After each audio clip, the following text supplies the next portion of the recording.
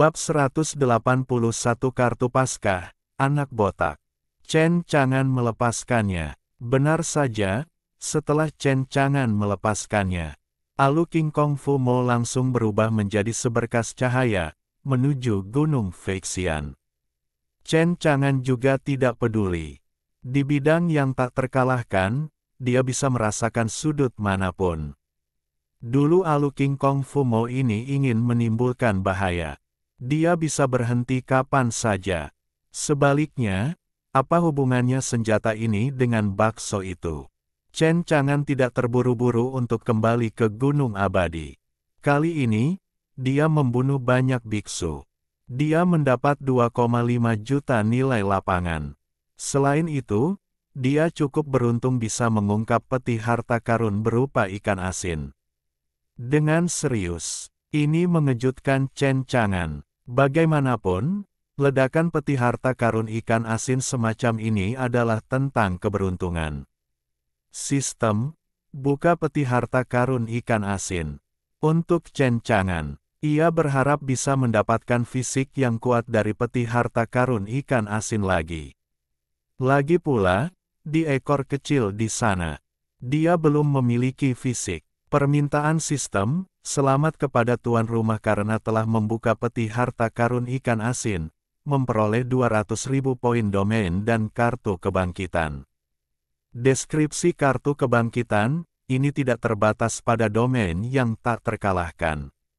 Setelah digunakan, dapat menghidupkan kembali para biksu di daratan Kyushu, terbatas pada satu orang, tidak termasuk makhluk abadi dari alam atas.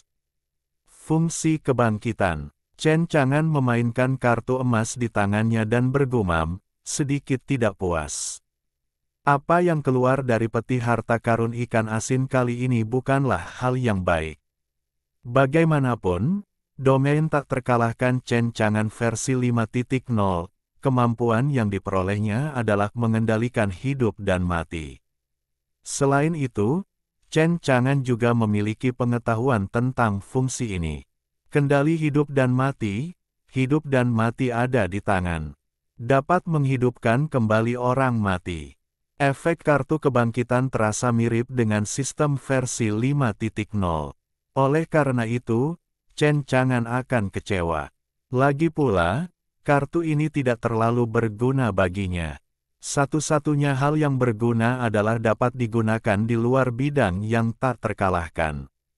Sambil menggelengkan kepalanya, dia tidak terlalu memikirkannya. Dia menyimpan kartu kebangkitan di alam yang tak terkalahkan. Setelah melalui urusan biksu yang tak terhitung jumlahnya, paksaan mengerikan yang berasal dari biksu tak terbatas tidak tahu berapa banyak biksu yang terluka. Chen Chang'an berpikir sejenak, gunakan semua makhluk hidup. Kemudian, hujan rohani turun. Hujan spiritual ini mengandung vitalitas yang sangat besar. Bangkitkan kembali semua hal. Sedikit lebih penting, saat hujan spiritual turun atas para biksu yang terluka, luka yang diderita para biksu tersebut pulih dengan cepat. Segera, kerusakan parah yang diderita oleh paksaan mengerikan yang muncul dari biksu tak terbatas telah disembuhkan sepenuhnya. Cukup mengejutkan, menakjubkan, mereka tidak ragu. Hujan spiritual yang tiba-tiba ini pasti dibawa oleh senior dari Gunung Feixian. Sisi lain, Alu King Kong Fu Mo itu dipanggil oleh bakso di Gunung Feixian. Itu berubah menjadi cahaya pelangi, dan kecepatannya sangat cepat, dan sampai ke Gunung Feixian. Ling Baur, yang sedang berkultivasi, segera merasakan nafas dari Alu Iblis Vajra. Kekuatan yang luar biasa, apa itu? Ling Baur sangat penasaran. Di bawah pohon linden, bola daging emas bersinar dengan cahaya yang lebih menyilaukan. Retakan di atasnya menjadi semakin padat, seolah-olah bisa retak kapan saja. Tiba-tiba, boom, yang keras. Alu Vajra dimasukkan ke tanah di samping bakso emas. Pada saat yang sama, ritme Buddha yang agung muncul dari Alu penakluk setan Vajra, yang diserap oleh bola daging emas. Dari bola daging emas itu, kekuatan yang lebih mengerikan dilepaskan. Vitalitas yang agung sungguh mengejutkan. Diiringi suara Sang Buddha, suara itu bergema mela. Lui Gunung Feixian, ledakan, ledakan, ledakan. Dari bakso emas itu terdengar detak jantung. Sedikit dari awal, mengeras. Segera setelah itu, bola daging emas melepaskan cahaya Buddha setinggi 10.000 kaki. Seorang anak berusia sekitar 7 atau 8 tahun muncul dari bakso tersebut. Anak ini, berkepala botak, mengenakan jubah emas, dan wajahnya ditutupi pola Buddha yang bengkok. Penampilannya sangat mirip dengan dua bau Buddha yang pernah dibakar oleh api Buddha sebelumnya. Dengan kemunculan anak ini, suara agama Buddha dan Taoisme terus terdengar di belakangnya, dan hantu Buddha kuno muncul di belakangnya. Dia tidak mengolah kembali segel abadi, yang berarti bahwa anak ini bukanlah reinkarnasi dari dunia atas. Namun begitu ia lahir, ia memiliki ritme Buddha yang menakutkan dan tampak luar biasa. Aura kekuatan yang keluar dari tubuhnya juga sangat menakutkan. Tidak ada emosi di matanya, dan pola Buddha di wajahnya bersinar dengan cahaya kemasan. Anak botak itu memandang Ling Baur dan Little Tail. Ling Baur secara naluriah merasakan bahaya. Dia menjaga ekor kecilnya di belakangnya. Mengangkat tangannya dan meraihnya, kekuatan kekacauan berevolusi menjadi pedang suci dan muncul di tangannya. "Siapa kamu?" Anak botak itu tidak menjawab Ling Baur, tapi menyatukan tangannya dan berkata Amitabha. Segera setelah itu, dia mengambil alus setan Vajra di sebelahnya di tangannya. Alus setan Vajra adalah senjata penting agama Buddha dan Taoisme, dan mengandung kekuatan teror dan dominasi. Tidak semua orang bisa menguasainya. Namun, alu iblis King Kong tertangkap di tangannya. Lebih penting lagi, alu King Kong Fumo tidak melawan sama sekali, dan seolah menyerah langsung kepada anak botak itu. "Siapa kamu?" Ling Baur bertanya lagi. Anak berkepala pelontos itu sedang memegang alu Vajra Demon, namun perbedaan antara keduanya membuatnya terlihat sangat lucu. Alu penakluk iblis Vajra berubah menjadi seberkas cahaya dan menyatu ke dalam tubuhnya. Dia berbalik untuk pergi. "Tuan muda tidak membiarkanmu pergi, kamu tetap di sini." Bodi angkat bicara. Anak botak itu memandangi pohon limau. Kelahirannya, di bawah pohon linden ini, memberinya rasa keakraban. Dia menyatukan tangannya dan berbicara dengan tenang. "Amitabha, meskipun saya tidak tahu siapa putra yang Anda bicarakan, tetapi sesama penganut Tao dapat mengikuti biksu malang itu ke alam abadi Sumi untuk mengembangkan Buddha. Saya ingin tahu apakah Anda bersedia." Saya tidak menyangka anak botak itu akan baik-baik saja jika dia tidak berbicara. Pembukaannya adalah membiarkan pohon Bodhi ini mengikutinya untuk mempraktikkan kebudaan. Bahkan Bodhi tidak memikirkannya. "Tidak, ini rumahku. Apakah kamu tidak ingin mengikuti biksu malang itu untuk mengamalkan ajaran Buddha?" "Tentu saja aku tidak mau."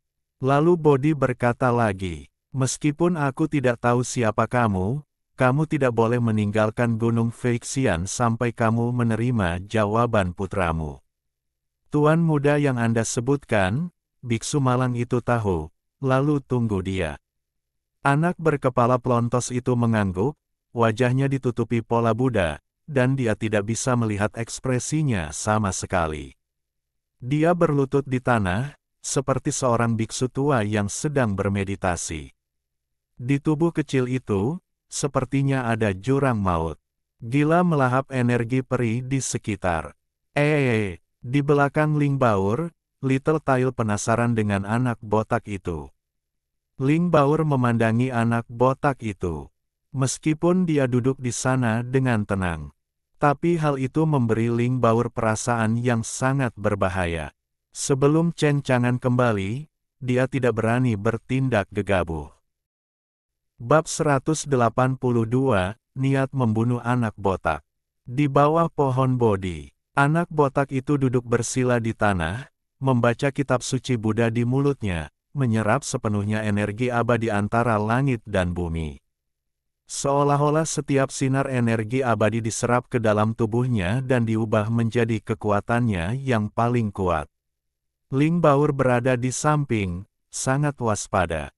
Juga penasaran. Penasaran siapa saja bocah botak tersebut. Pada saat ini, kekosongan di sekitarnya hancur, dan Chen Chang'an kembali. Ling Baur terkejut. Tuan, kamu kembali. Chen Chang'an mengangguk. Lalu, dia mengalihkan perhatiannya ke anak botak itu. Apakah ini yang ada di dalam bakso itu? Ling Baur mengangguk. Ya, tuan-tuan. Pada saat ini, anak botak itu berhenti membaca kitab Buddha, tetapi membuka matanya dan menatap Chen Chang'an. Di tangannya, alu penakluk iblis Vajra muncul lagi. Chen Chang'an merasakan niat membunuh dari anak botak itu.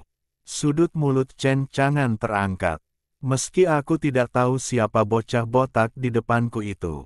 Tapi jika itu melawan dia, Chen Chang'an tidak akan menunjukkan belas kasihan padanya.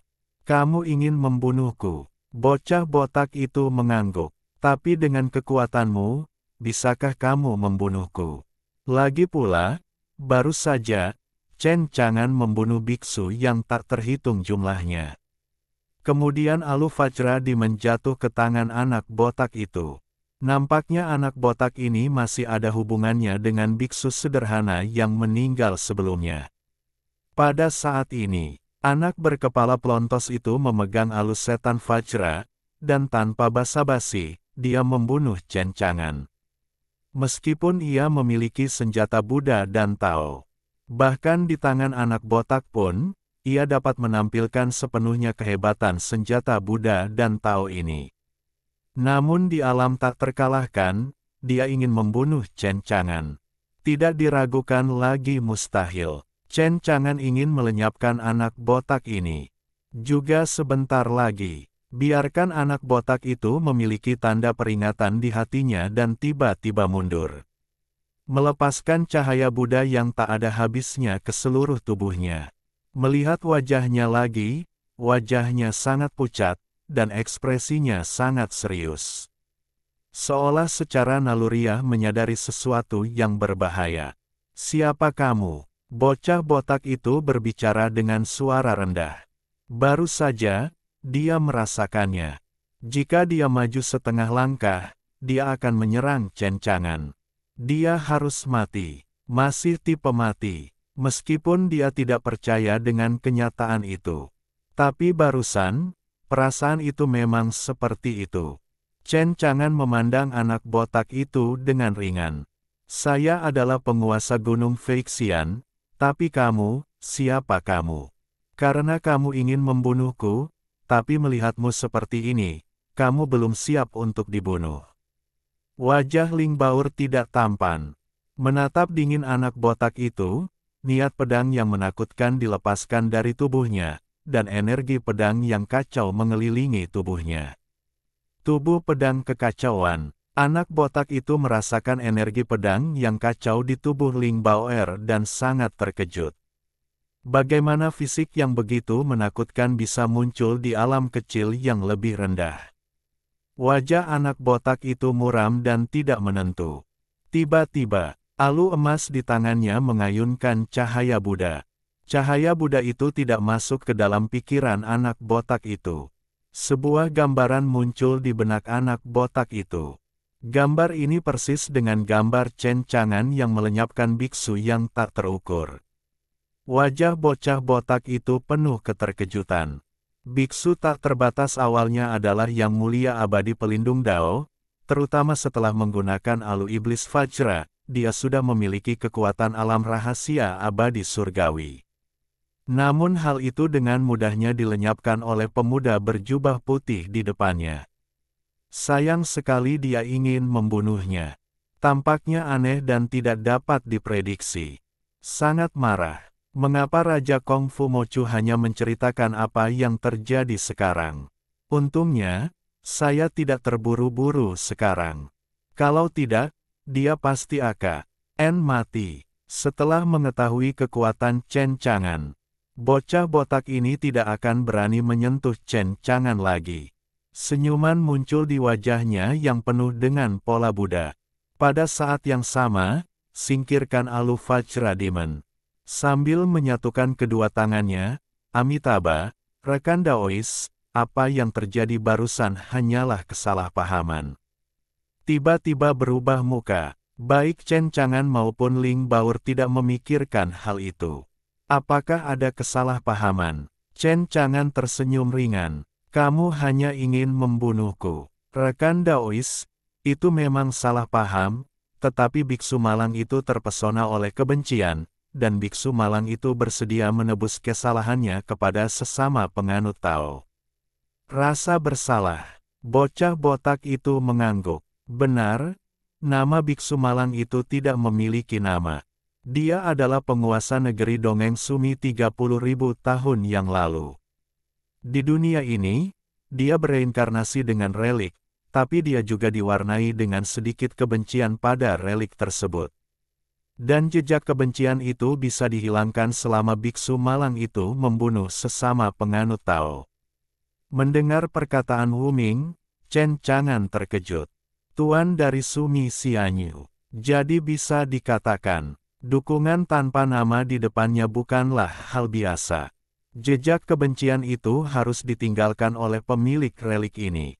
Chen Chang'an menebak. Pada saat itu, meskipun dua bau Buddha secara sukarela membakar tubuhnya, dia benar-benar terintimidasi oleh skor penuh efek khusus Chen Chang'an.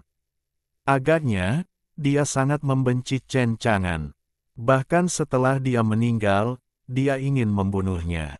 Ini adalah sesuatu yang tidak pernah terpikirkan oleh Chen Chang'an. Chen Chang'an tampak tanpa nama. Jadi, kamu tidak ada hubungannya dengan biksu sederhana itu. Alam, Anonymous sangat pengecut sekarang. Apalagi setelah mengetahui kekuatan tempur tangguh Chen Chang'an di hadapannya. Terutama muncul di alam bawah ini membuatnya benar-benar luar biasa. Masuk akal jika alam bawah tidak bisa menahan kekuatan tempur yang begitu menakutkan. Tapi dia memang tinggal di alam bawah. Itu bahkan tidak menghancurkan alam bawah. Dalam penguasaan kekuasaan yang halus, tampaknya dia telah mencapai kondisi ekstasi. Wu Ming tahu bahwa Chen Chang'an di depannya sangat kuat. Menghadapi dia karena kebencian kecil itu benar-benar merugikan diri sendiri. Chen Chang'an terkekeh. Tiba-tiba, tekanan mengerikan muncul dari tubuh Chen Chang'an. Pemaksaan ini ditekan pada Wu Ming. Wajah Wu Ming berubah sia-sia, dan itu sungguh tak tertahankan. Dia mengerang dan muntah darah. Bab 183 Rekan Daois, bagaimana menurut Anda?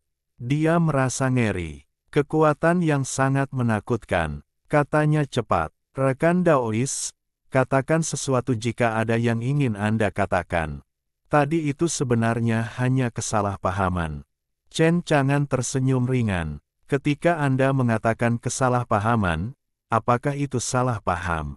Karena kamu adalah penguasa Sumi Xianyu, kekuatanmu harusnya sangat kuat. Kamu harus mampu menahan tekanan ini.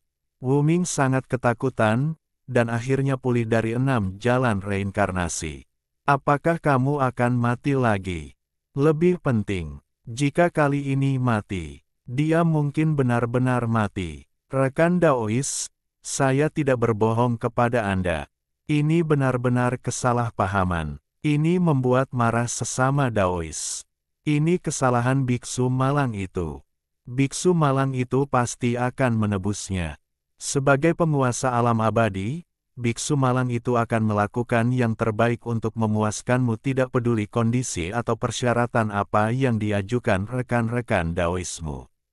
Meski tanpa nama ini kelihatannya baru berumur beberapa tahun. Tapi di sini Chen Chang'an tidak menunjukkan belas kasihan. Lagi pula, dia bukanlah anak sungguhan. Namun, mulut anonim ini mengatakan kompensasi. Chen Chang'an cukup tertarik dengan hal ini. Dia tidak terus memberikan tekanan. Jika Anda terus memberikan tekanan, mengandalkan paksaan saja sudah cukup untuk melenyapkan Wu Ming. Bahkan jika dia benar-benar penguasa domain abadi, hal yang sama juga berlaku. Tidak peduli apa kondisinya, bisakah kamu mencoba yang terbaik untuk memenuhinya? Chen Chang'an tanpa ekspresi dan menatap Wu Ming. Sejujurnya, dia meragukan perkataan Wu Ming. Di mana Wu Ming berada, dia menghela napas lega dan mengangguk. Saat ini, hidupnya sepenuhnya berada di tangan Chen Chang'an. Aku baru saja terlahir kembali, tapi aku tidak bisa mati begitu saja. Karena Anda adalah penguasa domain abadi, kompensasi yang diinginkan kursi ini seharusnya tidak sulit bagi Anda. Rekan Daois, tolong katakan begitu. Jalan Chen Chang'an, bisakah kamu mendapatkan biji peri? Sian milikku, yang tidak disebutkan namanya terkejut. Tidak bisa mengeluarkannya. Orang yang tidak disebutkan namanya itu menggelengkan kepalanya dengan cepat dan berkata, Rekan Daois, tentu saja Anda bisa mendapatkan biji peri yang Anda sebutkan. Dia menghela nafas lega. Dia juga khawatir tentang kompensasi yang diinginkan Chen Chang'an. Itu hanya milikku peri. Biji peri sangat berharga dan langka. Tapi masih tersedia. Bagaimanapun, dia dulunya adalah penguasa domain abadi. Bagus sekali, ambil 100 ranjau peri sebagai kompensasi, dan biarkan kamu mati. Tapi ketika Chen Chang'an mengucapkan kata-kata ini, Wu Ming benar-benar tercengang. 100 tambang peri. Singa Nima ini mulutnya besar. Jika dia masih menjadi penguasa domain abadi, dia ingin mengambil 100 tambang abadi. Bagi Anonymous, hal ini tidak sulit. Tapi untuk dia sekarang, dia bukan lagi penguasa domain abadi. Kembali ke wilayah abadi Sumi, Anda hanya dapat menghancurkan paling banyak 7 atau 8 tambang abadi. Dia sama sekali tidak bisa menemukan 100 ranjau abadi yang diinginkan Chen Chang'an. Wu Ming sangat malu saat ini, lemah. Rekan Daois, 100 tambang abadi, apakah itu terlalu banyak? Banyak, biksu kecil, kamu mengaku sebagai penguasa Sumi Xianyu, dan seharusnya tidak sulit bagimu untuk menghancurkan 100 ranjau peri. Terlebih lagi, menurutku hidupmu tidak hanya bernilai 100 tambang peri. Seringai tanpa nama, rekan Daois, Anda benar. Dibandingkan dengan kehidupan seorang biksu yang malang, 100 tambang abadi memang bukan apa-apa. Tapi sekarang, biksu malang itu bereinkarnasi dan bukan lagi penguasa negeri dongeng. Mata Chen Chang'an menjadi dingin. Kalau begitu, saya tidak bisa mendapatkan kompensasi yang saya inginkan. Anonim berkata dengan cepat, jangan marah, rekan Daois. Ketika biksu malang itu menjadi penguasa negeri dongeng lagi, 100 ranjau peri yang kamu inginkan pasti akan diberikan kepadamu. Penguasa domain abadi yang bermartabat, di depan Chen Chang'an, dengan rendah hati, saya khawatir dialah satu-satunya. Tapi tidak mungkin, sulit untuk dilahirkan kembali. Dia tidak ingin mati seperti ini lagi. Chen Chang'an memandang Wu Ming dengan ringan. Wu Ming tidak berbohong seperti ini. Tapi untuk Chen Chang'an, jika Wu Ming ini benar-benar penguasa negeri dongeng, bunuh dia seperti ini. Beberapa tidak sepadan, pikirkan tentang itu. Chen Chang'an berbicara lagi. Yah. Aku tidak akan membunuhmu dulu. Terima kasih atas kebaikan Anda, rekan Daois. Berapa banyak ranjau peri yang bisa kamu keluarkan sekarang? Chen Chang'an juga tidak berbicara omong kosong dengan Wu Ming. Langsung ke intinya, yang dia butuhkan hanyalah biji peri. Jika Anda tidak bisa mengeluarkannya, Anda harus mati. Anonim memikirkannya. Rekan Daois, sekarang biksu malang itu hanya bisa menghancurkan paling banyak 8 ranjau peri. 8 tempat. Chen Chang'an sedikit menyipitkan matanya. Meski jauh dari 100 tambang peri, keluarga Bai Yue hanya memiliki 10 tambang peri. Alangkah baiknya mendapatkan 8 tambang peri dari Wu Ming. Wu Ming tampak gugup, karena takut Chen Chang'an tidak puas. Bunuh dia segera. Meskipun 8 tambang abadi jauh lebih buruk daripada 100 tambang abadi, itu lebih baik daripada tidak sama sekali. Keluarkan 8 tambang abadi terlebih dahulu, dan aku tidak akan membunuhmu untuk saat ini. Tidak masalah, Sang Daois membawa biksu malang itu ke Sumi Xianyu, dan biksu malang itu menyerahkan 8 tambang peri kepada Sang Daois. Membawamu ke alam abadi Sumi. Chen Chang'an bingung. Ya, budidaya biksu malang saat ini tidak cukup untuk membuka gerbang keabadian dan menuju ribuan keabadian, tetapi dengan kekuatan rekan-rekan Daois, tidak sulit untuk melakukan ini. Hantu itu tahu bagaimana membuka gerbang keabadian seperti yang dikatakan biksu kecil itu. Jika Anda pergi ke alam abadi Sumi bersama Anda, maka Anda akan meninggalkan alam tak terkalahkan Anda. Bagaimana ini bisa terjadi? Chen Chang'an terdiam beberapa saat, tidak tahu harus berkata apa. Rekan Daois, bagaimana menurutmu? Bab 184, untuk menakut-nakuti, tujuan Chen Chang'an. Itu benar, reinkarnasi tanpa nama ini, bagaimana mungkin membawa biji peri bersamanya? Sungguh suatu kesalahan. Dan ke samping. Chen Chang'an tanpa ekspresi dan menatap tanpa nama. Wu Ming patah hati melihat tatapan Chen Chang'an. Sangat takut. Ada perasaan sekarat. Apakah kamu mengatakan sesuatu yang salah? Tapi sepertinya dia tidak mengatakan apa-apa. Chen Chang'an merenung. Dia tidak bisa membiarkan Wu Ming pergi. Setelah Anda meninggalkan bidang yang tak terkalahkan, tidak mungkin dia bisa menerima ini tanpa nama.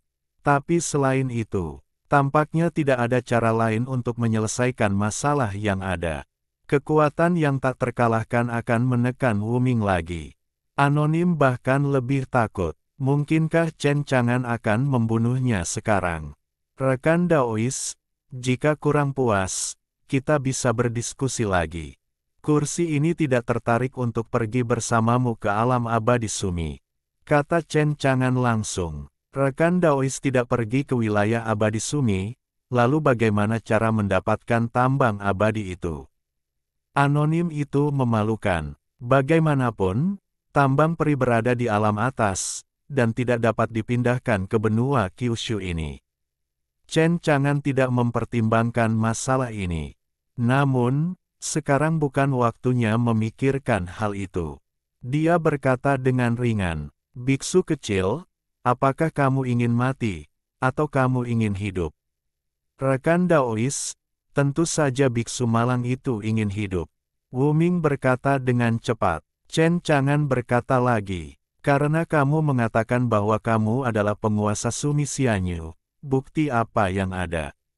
Rekan Daois, jika kamu tidak percaya padaku, biksu malang itu bisa membuat sumpah Dao Agung.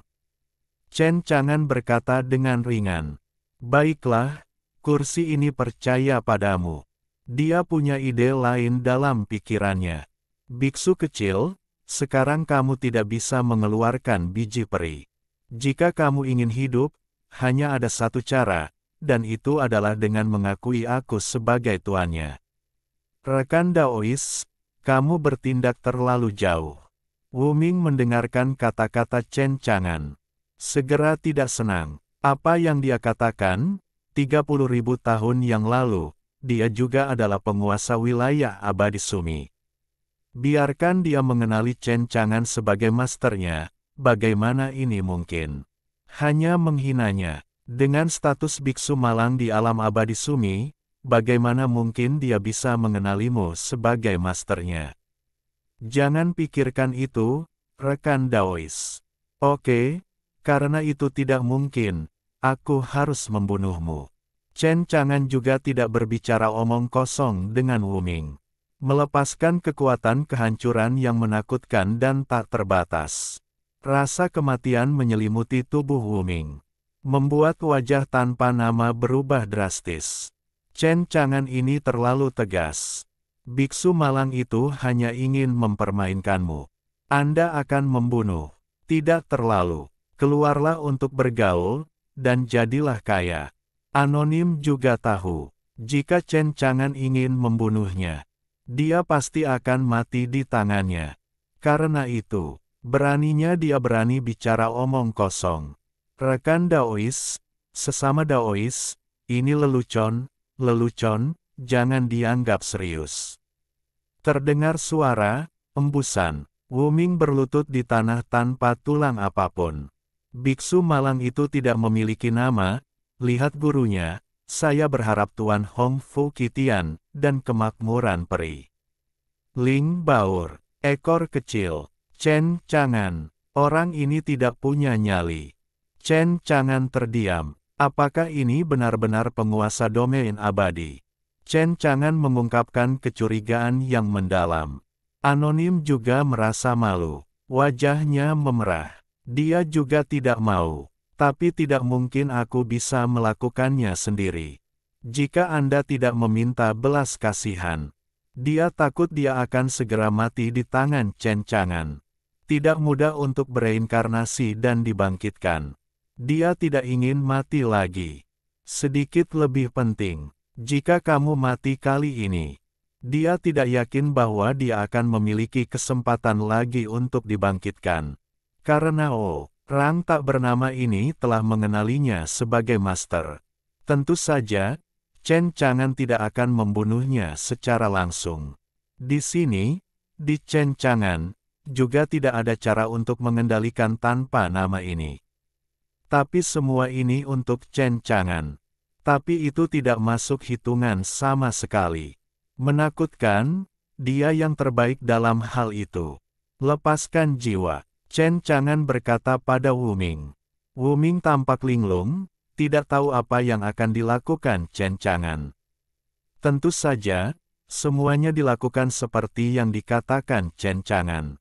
Segera setelah itu, Wuming merasakan kekuatan mengerikan menembus ke dalam jiwanya. Seperti sambaran petir, jiwanya bergoyang, dan dia terjatuh ke tanah dengan rasa sakit yang tiada taraf. Bahkan membuat wajahnya pucat, dan tidak ada darah di wajahnya. Untungnya rasa sakit itu hanya sesaat. Namun meski begitu, hal itu membuat Wuming merasa seperti akan mati. Saudaraku, saya mengenali Anda sebagai master. Apakah kamu masih ingin membunuhku? Kursi ini telah memberi tanda kematian pada jiwamu. Dimanapun kamu berada, selama pikiran kursi ini bergerak, tanda kematian di jiwamu akan meledak, membunuhmu dalam sekejap. Kata-kata tenang itu penuh dengan niat membunuh. Saudaraku, kamu sangat kejam. Orang yang tidak disebutkan namanya begitu ketakutan sehingga dia menelan ludahnya. Dia menjadi pucat, cepat periksa jiwanya. Namun, dia tidak dapat menemukan tanda kematian yang ditinggalkan Chen Chang'an di tubuhnya. Chen Chang'an berkata dengan ringan, tanda kematian, kamu tidak dapat menemukannya jika kamu ingin menemukannya. Selama kamu bekerja dengan baik untuk kursi ini secara alami tidak akan membunuhmu. Anonim tampak dekaden. Saya tidak ragu dengan kata-kata Chen Chang'an. Lagi pula, rasa sakit di jiwa barusan terlalu hebat. Aku merasa jiwaku ibarat lilin yang tertiup angin, yang sewaktu-waktu bisa padam. Kecuali Chen Chang'an meninggalkan bekas kematian di tubuhnya. Dia tidak bisa memikirkan hal lain sama sekali. Yang lebih tidak terduga adalah semua ini hanyalah upaya Chen Chang'an untuk menakutinya. Chen Chang'an tersenyum ringan, dengan ekspresi tak terduga di wajahnya. Karena kamu telah mengakui kursi ini sebagai master, itu tidak akan sulit bagimu.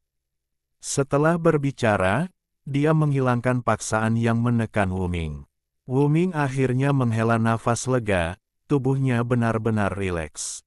Terima kasih Tuan, apa basis kultivasimu sekarang? Chen Chang'an bertanya. Meskipun Wu Ming sangat enggan untuk mengakui Chen Chang'an sebagai masternya. Tapi untuk saat ini, sudah selesai. Dia pun dengan cepat memperbaiki identitasnya. Bagaimanapun, hidupnya sendiri ada di tangan Chen Chang'an. Hanya dalam hati tanpa nama, selalu penuh penyesalan dan penyesalan. Saya tahu bahwa Chen Chang'an sangat kuat. Ada juga Alu King Kong Demon milik Ayah Pit, jika dia telah menyampaikan kepadanya gambar kematian biksu tak terbatas di tangan Chen Chang'an tadi. Dia tidak akan dengan bodohnya tinggal di Gunung Feixian dan menunggu Chen Chang'an kembali. Sudah lama berlalu. Tentu saja ini hanya idenya sendiri.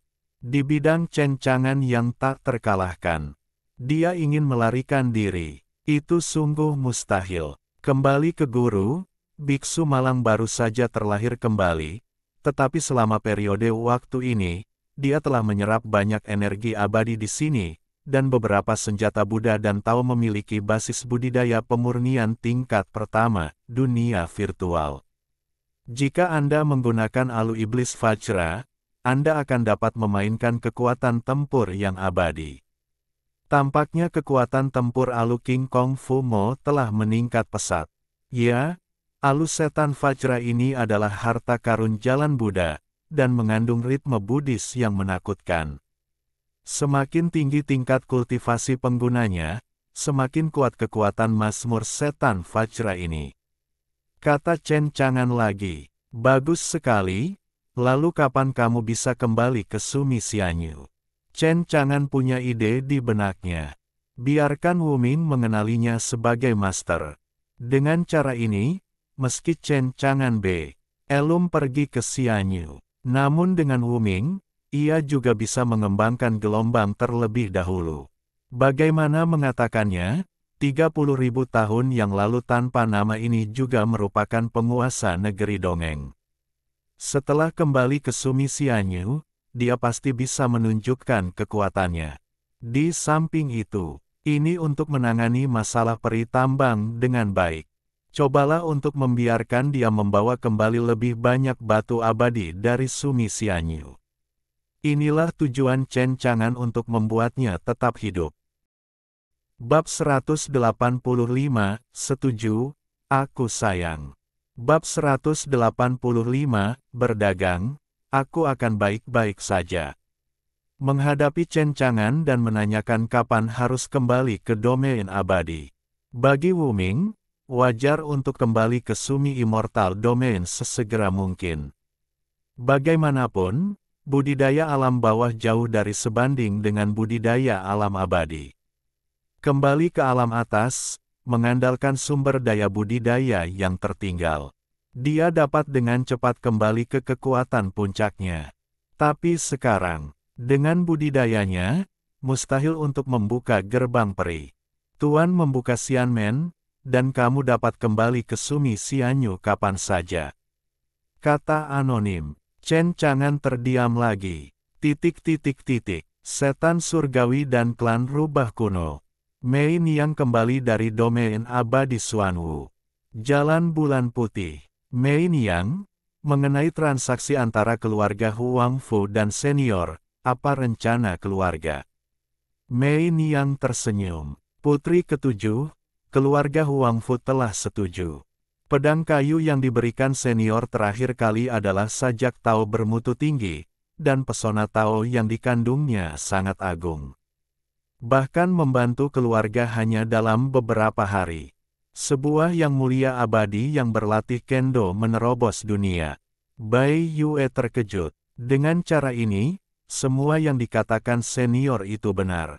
Tentu saja, sekarang keluarga berharap untuk bekerja sama dengan para senior, dan itu telah diserahkan kepada putri ketujuh untuk menanganinya. Mengatakan itu, Mei Niang mengeluarkan cincin penyimpanan. Inilah yang diminta oleh tuannya untuk kuserahkan kepadamu. Sudah memeriksanya, dan terkejut. Begitu banyak batu abadi. Iya, pihak keluarga menduga seniornya pasti masih memiliki banyak peralatan yang mengandung pantun Dao, jadi sekarang pihak keluarga berharap bisa menukarkannya. Dalam hal ini, kekuatan keluarga Huangfu akan meningkat pesat, dan bahkan ada peluang untuk melampaui keluarga Jiang dan menjadi keluarga abadi terkuat di domain abadi Xuanwu. Mei Niang melanjutkan, "Putri ketujuh, ayo kita pergi ke senior. Keluarga baru-baru ini berencana untuk bersaing dengan keluarga Jiang untuk mendapatkan posisi keluarga abadi pertama di domain abadi Xuanwu, dan sangat membutuhkan artefak sajak Dao yang disediakan oleh senior untuk meningkatkan kualitas keluarga kekuatan." Bagus. Segera, Bai Yue dan Mei Niang datang ke Gunung Feixian dan bertemu Chen Chang'an. Diketahui ada seorang anak botak di kuil panjang umur. Apalagi pada tubuh anak ini, ritme Buddha pada tubuhnya sangat kuat, dan budidayanya tidak lemah. Di usia yang begitu muda, dia sudah memiliki basis budidaya pemurnian virtual tingkat pertama. Hal ini mengejutkan kedua gadis itu.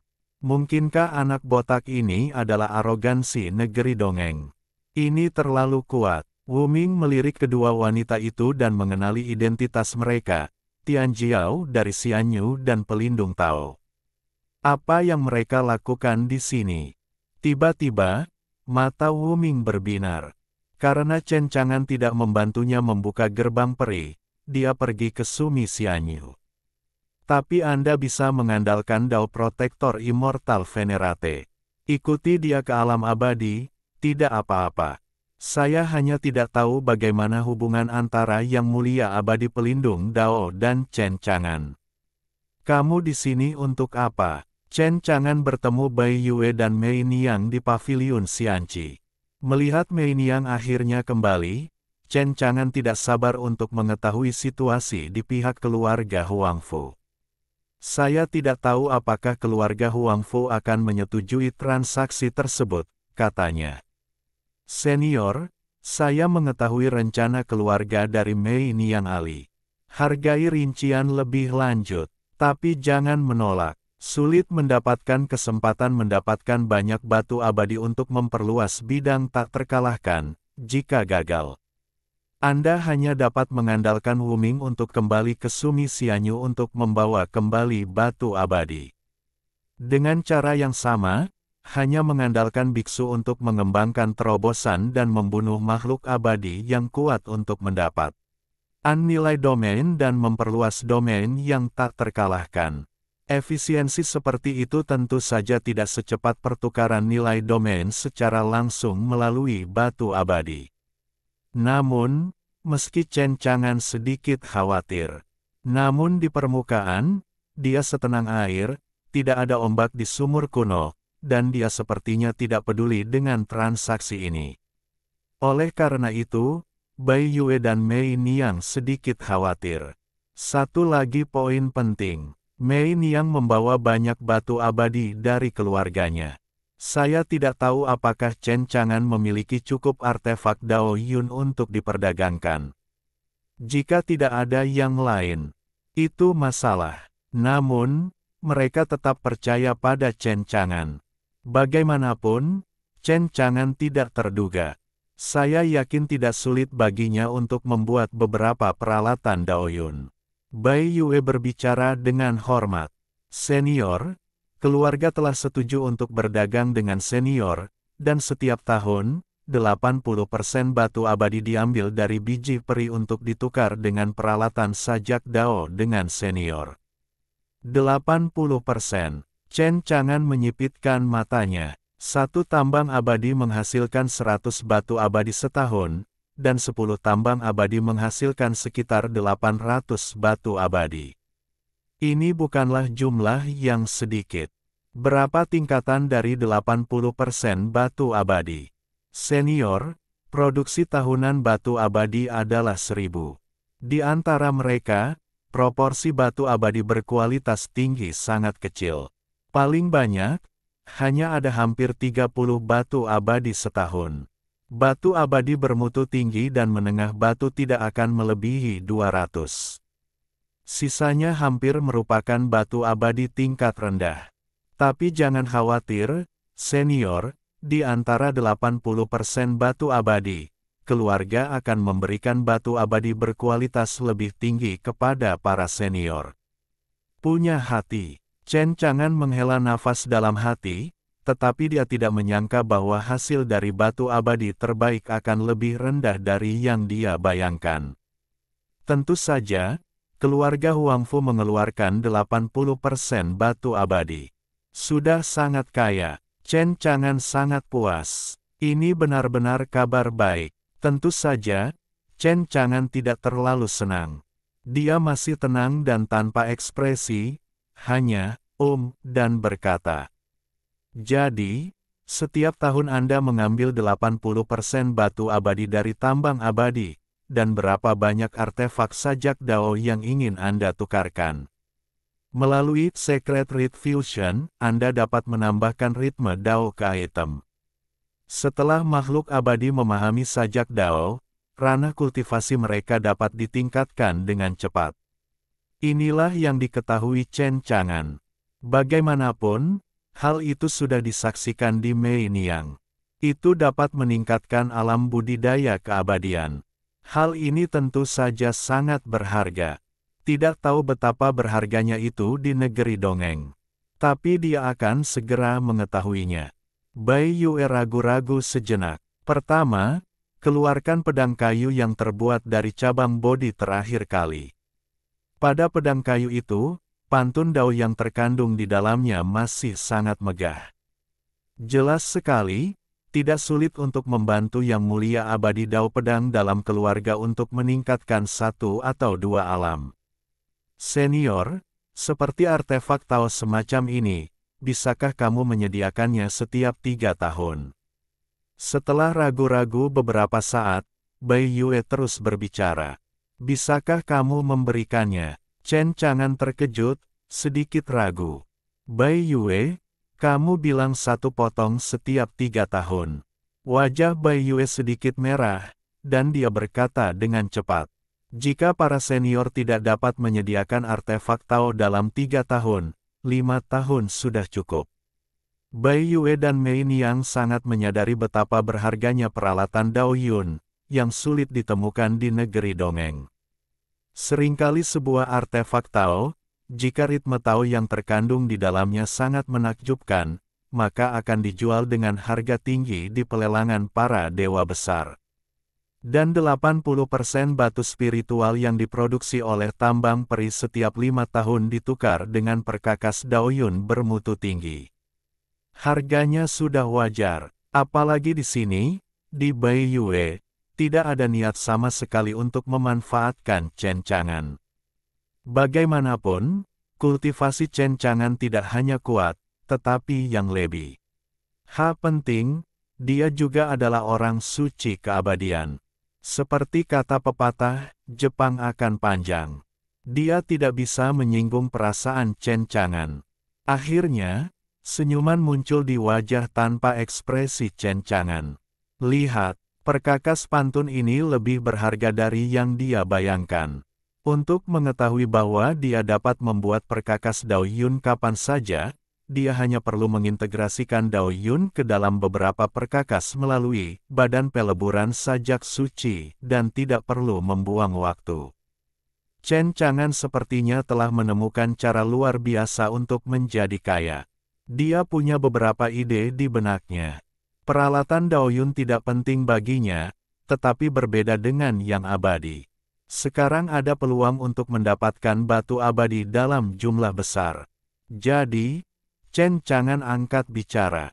Karena keluarga Huangfu sangat tulus dalam berdagang dengan kursi ini tidak akan memperlakukan keluarga Huangfu dengan buruk. Setiap tahun, kursi ini akan memberi keluarga Huangfu artefak Tao. Begitu kata-kata Chen Chang'an keluar, Bai Yue dan Mei Niang terkejut. Senior, apa yang kamu katakan?